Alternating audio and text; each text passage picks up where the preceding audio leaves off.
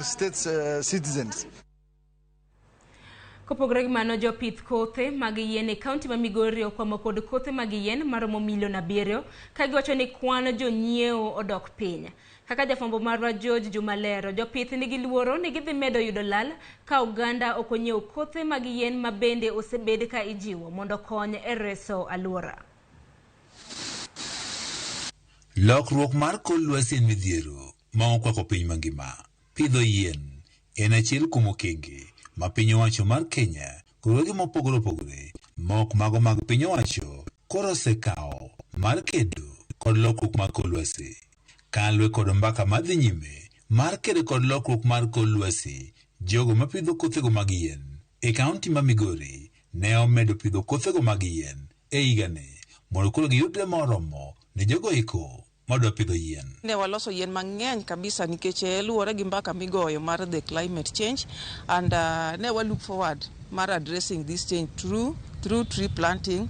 Emomiyo bende ne waloso yien mang'eny nasari. Koro e sama gisebedo ka gitimo mae, jogo pidho kothegi mag yien osebedo ka oketo geno margi ni kothe mag yien gigi koro dhi nyiewo duto. Kata kamano, nyaka sani koro giywak ni maloyo kothe milion 7 mag yien nyaka sani koro kwamo e kuonde ma gipidhogie. Pod wakwamo gode nasari yien milion 7 e kaunti ma Migori, to mago mana mag jogo eko mondikore e bwo consortium mar jogo eko matiyo tich pidho yien. to koth machire kae mwang'ega ni yien ikawe mang'eny to kendo yien emipidhe mang'eny. To nyaka sani yien mane nasari pok okaw e yo malong'o kaka owinjo bed ni ikawo giga.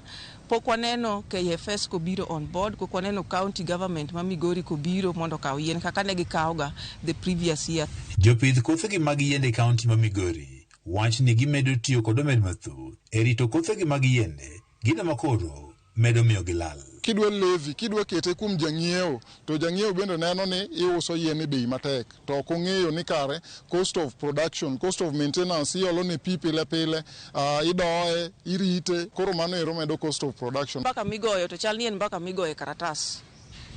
Ok en mbaka migoyo in reality.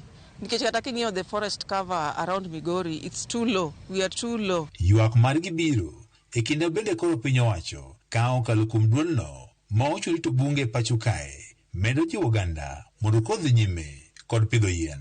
Then I think we are going towards achieving the government target of having at least 30% recover for the whole country. So in our own small way, with the assistance of collaborators, I think in the country we are making good strides towards achieving the 10% and beyond to recover for our county. Piny owacho wasebedo godo kod bet piny kendo wasetemo loso godo kinde ka kinde, to gisebedo ka ginyisowa ne wabiro pidho yien, waikore wadhi pidho yien, to en ikruok. Kaunti ma Migori pod nitiere mana tamala 3 mag bunge kabede chenro mar pidho yiende e gwenge mopogore opogore dhi nyime, mana ni atamala 10 mag bunge koro chopi e kaunti ni.